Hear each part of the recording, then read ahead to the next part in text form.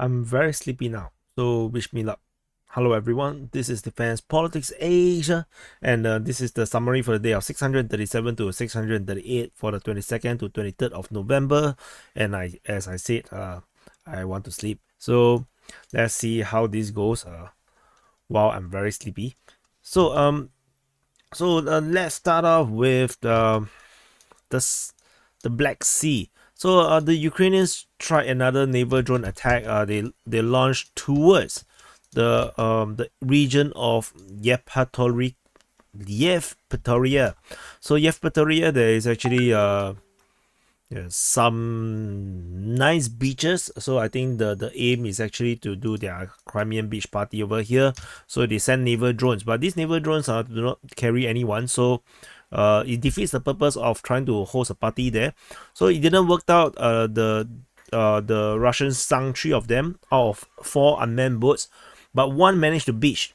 So one of these vessel actually beached onto the shore, and for some unknown reasons. So yeah, it's gonna be one hell of a R&D for the Russians to figure out how it works.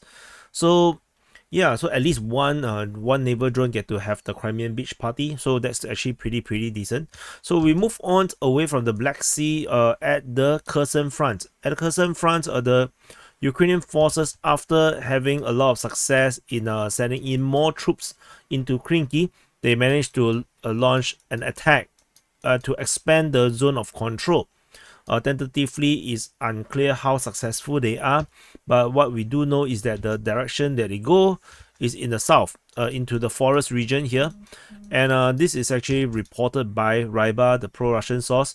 So we do not know much as of this, but we do have some geolocation of Ukrainian forces getting burnt by the TOS-1A. The Russian forces sent some thermobaric missiles at their positions, but yeah, the Ukrainians are very resilient. They continue to be able to hold this position. Otherwise, the attack comes over the past 24 hours. Previously, there's nothing much happening except bombardment, as per reported also by Ryba, by airstrike and bombardment by the Russians on the 22nd of November. The Russian Defense Ministry reported a Ukrainian Mi-8 transport helicopter got shot down over Tyaginka. So they shot down by air defense system. So on the 23rd of November. So this could indicate there's a possibility that the helicopter is here to provide air support, as the Ukrainian helicopter can fire some rockets into these possible Russian positions. But maybe because when the helicopter have to fire, they have to swing upwards, to point upwards to fire the rockets, and when they swing upwards, they actually fly higher. Maybe that was the point where they got shot down. So yeah, unfortunately, that is the case for this helicopter. So that's it from the Kherson Front. We move into the Zaporizhzhia Front. Over the Zaporizhzhia Front, this is Zaporizhzhia city. This is the Zaporizhzhia Front, and we have another report. This one is the day before for the helicopter one. A MiG-29 got shot down also by air defense close to Vozdvizhivka,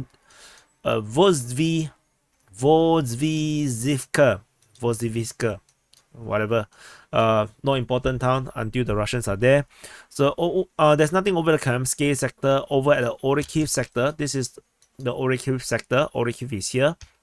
The Ukrainian forces expanded their operations. They launched attack over at the western part of Verbove, towards Novoprokopivka, south of Robotine, and towards the west of Robotine. The Russian forces did attack the day before on the 22nd, but the attack, I think, is mostly the Ukrainians on the 23rd. Yes, so on the 22nd the Russians attack, but on the 23rd the Ukrainians are the one conducting most of the offensive in this area here. And we do have geolocation of Ukrainian forces by Kreminna. The Ukrainian forces attacked by FPV drones over at this position. However, there is a tremendous number of drones between Robotine and Novoprokopivka. So if you swing in, there is a lot of FPV drone footage. So the FPV are the quad drones, the DJI drones that you probably see can buy commercially. Of course, the Russians are using military versions, which is super cheap, and they're meant to do suicide runs. So in multiple locations, there is Ukrainian forces being targeted, and which also signals their presence in this different location. And on top of that, Deep State UA also mentioned one, which is actually the Russians' position. Most of this geolocation is by military summary, and this actually shows the intensity of the fighting around this region, particularly this geolocation, where it's actually an infantry fighting vehicle getting attacked by a FPV drone. Despite the description, right, destroyed, I'm not so sure if it's actually destroyed, because the footage basically ended by that point. But it just shows that the Ukrainian forces are launching attack in this area of Robotine, and towards the northern part of Novoprokopivka, with the Russian forces holding positions just at the village, and probably around this area here, and maybe along this bridge region, because the IFV, the infantry fighting vehicle, was firing on the move, probably against positions along this area here where the Russian forces might be positioned. So this region here, it clearly showed that the Ukrainians still have capabilities to do offensive operations. I'm not sure how long this can last, due to all sort of rumors about the lack of ammunition and equipment, and even manpower problems. So we shall see how this goes. That's all from this Orikhiv sector. There is geolocation of Ukrainian forces along the highway by Kreminna along the H08 highway.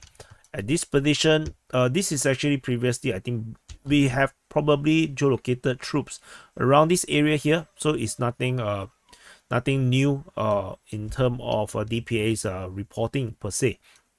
Over at the Hulyaipole sector, this is Hulyaipole, we have geolocation of Ukrainian artillery getting hit by the Lancet drone, the Lancet suicide drone, and it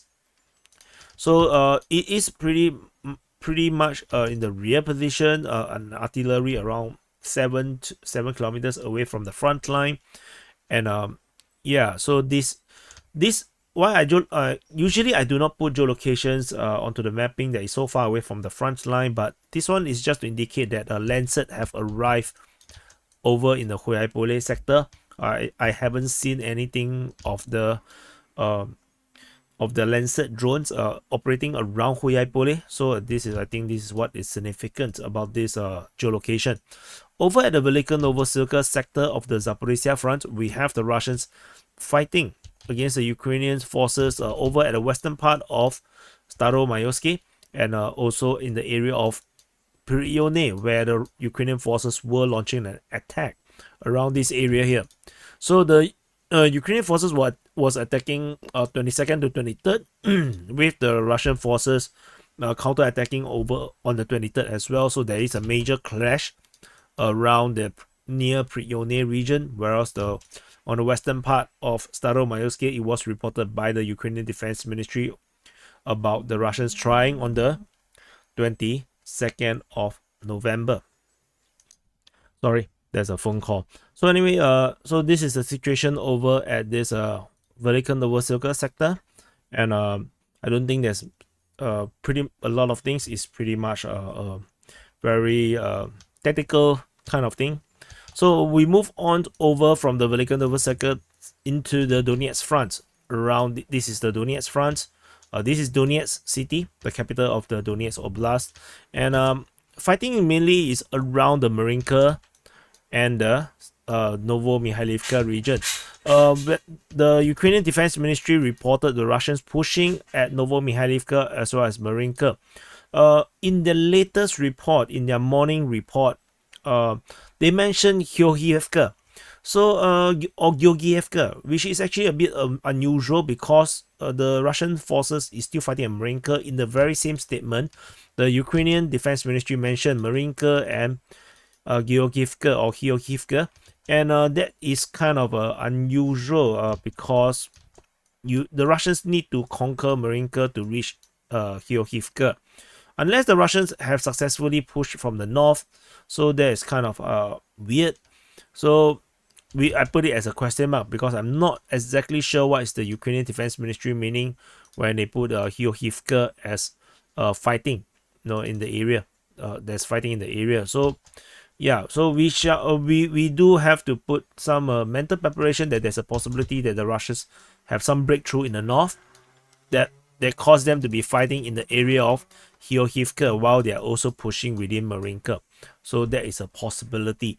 Otherwise, nothing significant. The fighting at Novosilka is nothing very special, except that the fighting here is corroborated on both sides, both the Ukrainian and the Russian side.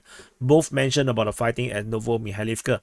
There is geolocation of Ukrainian forces within Novosilka. But it's not something very surprising because they are holding that position.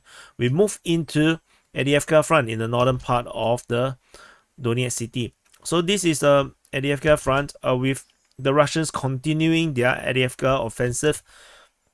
We're fighting over in the eastern part of Novosilka, and then in the south of Avdiivka, maybe around in the area of Opitne because of the way how Deep State UA write it. In the area of Vodian and Pervomaiske. And there's one weird one. The Ukrainian Defense Ministry said it's north of Lashtokine. So north of Lashtokine is extremely unusual. So let's move into this north of Lashtokine. So the Ukrainian Defense Ministry mentioned that the Russians conducted assault north of Lashtokine, which is actually this town over here. And that's about it. They didn't mention much. So I wonder if this is actually referring to an attack over at Stepove. Maybe the Russians have captured Stepove and they do not want to admit it, so they just say north of Lashtokine. Or could it be actually some progress by the Russians in the northern part of this coke plant, where the Russians maybe have pushed through in this area here and caused the fighting to be around this area here. As you can see, this is north of Lashtokine as well. So we are unsure at this moment what does this supposed to mean. But it is very, very surprising to see the word Lashtokine appearing in the reports. Otherwise, we have the usual. We have fighting reported east of Novokalinove or west of Novosilka, which is actually what they wrote. And over we also have Avdiivka, fighting over at the Avdiivka region with geolocations. This is actually reported by Ukrainian Defense Ministry and Ryba, with Ryba reporting that there's still a few houses over at this industrial zone where the Russians seemingly have captured. It still have Ukrainian forces around here and the Russians are still attacking. We have geolocation of Russian tank operating and firing at this very position. So they're firing at maybe something around this area here or this area here. I didn't actually look at the footage carefully. So, but it does show the Russians are here. The Ukrainians are on the verge of losing this entire area. Previously, I thought that they have already lost it, given the amount of activities, the Russian activities around this area here. There is also a geolocation. This is actually backdated a month old, where the Russian forces apparently have dug a 170-meter long trench, or rather tunnel. The tunnels below the Ukrainian fortifications, and then they planted a massive 500 kilogram charge and exploded. And then there's a big hole, and the Russian forces emerged like the orcs, exactly like the orcs in the Hobbit movie, in the very last movie of the Hobbit movie. So yeah, so that is hilarious to me. I will try to put up the footage I would need to do some editing because the music I cannot post on YouTube, but we shall see how it goes. It's actually a very interesting footage. Anyway, Ukrainian forces were geolocated in these two areas, causing the front line to be redrawn like this. So it shows that the Russian forces have actually given up the positions that they previously have captured back to the Ukrainian forces. So otherwise, there is some rumors of Russian forces pushing in the area of Opitne, according to Deep State UA, but no, I don't think it's something very significant. And then we move on. There is further geolocation of Ukrainian forces over in the southeastern part of Lashtokini. This area here are hit by cluster munition, including in the area south of Kimi or the 9th district. So all these locations are hit by cluster munitions, and there is already footage coming out from the Avdiivka region where the Ukrainian forces are taking shelter in the building where a lot of casualties, and apparently these casualties are likely to be caused by cluster munitions. As the footage, the background sound you can hear explosion that sounds like cluster munitions, like a chain of like explosions. So yeah, so the use of cluster munition is actually pretty recent, only the past few days or maybe a week that we start to see the Russians starting to use cluster munitions. And this cluster munitions is a bit special. The Ukrainians are using artillery launched ones. So the Russians are using air launch cluster munitions. So that's the kind of the difference now. I think the Russians did use cluster munition in artillery, but it's not often. They didn't use it much.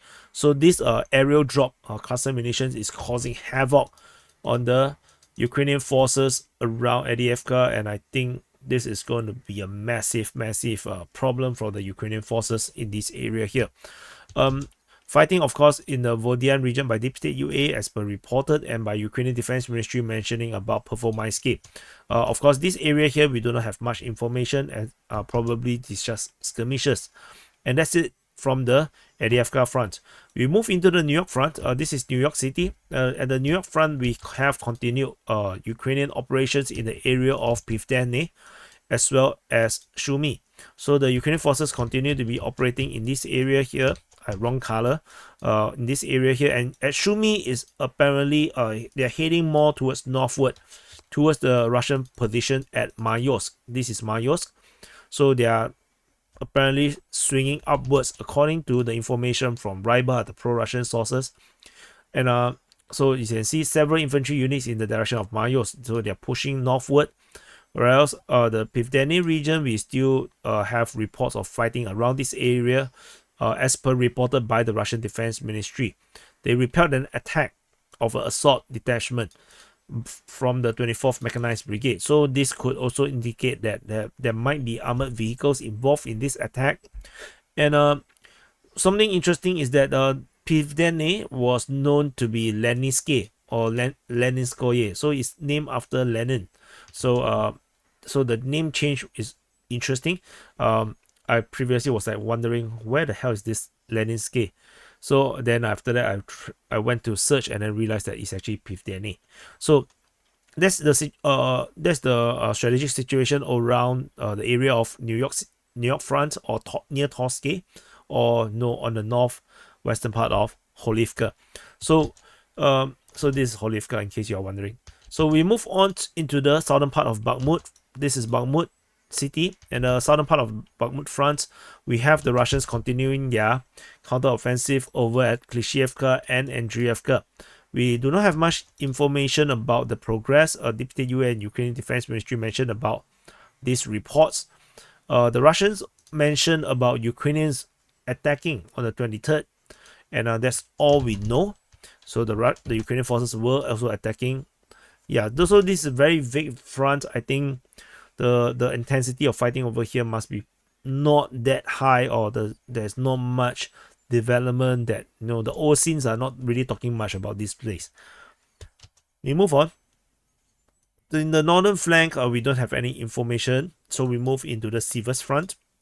Over the Siversk Front, we only have a geolocation of Ukrainian forces getting shelled by Russian artillery over on the western part of below Orikhiv at this position. So nothing very important, but you may find this interesting that the Google Maps did update the map in this area to show you can see all the artillery shells, all these white dots. These are all places where artillery had hit this area here, and you can see all these lines. These are probably where the armor have gone through, and you can also see some of these scarring on the ground, maybe some entrenchment. So yeah, so there's some interesting thing you may find over at Google Maps. Over at Kreminna Front, this is Kreminna. At the Kreminna Front, there is only some sporadic fighting reported at Orikhiv on the 23rd. So the Ukrainian forces may be attacking in this area here. The Russians was reportedly attacking on the 23rd. According to the Center Group of Forces, with the support of artillery and airstrikes. So the Russians are pushing in this area here. And then there was fighting reported at Dniprova, according to the Russian Defense Ministry, with the Ukrainians attacking Dniprova. It could be in this direction, it could be in the south. So not sure, but the main thing, Russians are pushing within the Serebranske forestry, with the Ukrainians attacking near Orikhiv. So that's the general picture at the Serebranske forestry. We move away from this area here. There's nothing much around the north of Kreminna Front. There's nothing over at the Svetovo Front. We move into the Kupyansk Front. So this is Kupyansk and this is the Kupyansk Front. At the Kupyansk Front, the Russians are the one continuing their offensive over in the south of Liman Pershi at Sinkivka towards Petropavlivka, particularly over in the northeastern part of Petropavlivka, over in the area of Petrotrevneve, as well as Ivanivka. The Ukrainian forces counterattack over at the region of Velyka and Sinkivka.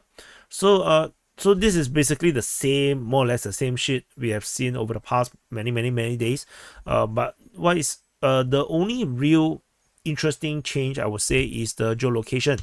There's a geolocation east of Sinkivka, showing that the Ukrainian forces actually have control over this tree line around here. This geolocation is by Kreminna Caprice of a Ukrainian tank. So if the Ukrainians have this position, it means the Russians actually lines is now here. Previously, the Russians have actually reached all the way to this junction. They previously have pushed all the way down here. So apparently over the course of these Ukrainian counterattacks, they have managed to push all the way to this line, and the Russian forces have withdrawn back into the safety of Velyka in this area here, while the Russian forces continue to push within the forest, probably by infantry. And so that is the current situation. So yeah, so this is the fighting around Sinkivka region. So yeah, that's it. This is the summary for the day of 637 to 638 for the 22nd to the 23rd of November. I have run out of energy. Thank you for watching. Do press the like button, subscribe, and really press the like button. We need all the support that we can get, and I'll see you in the next update. And this is ASMR DPA. Press the like button.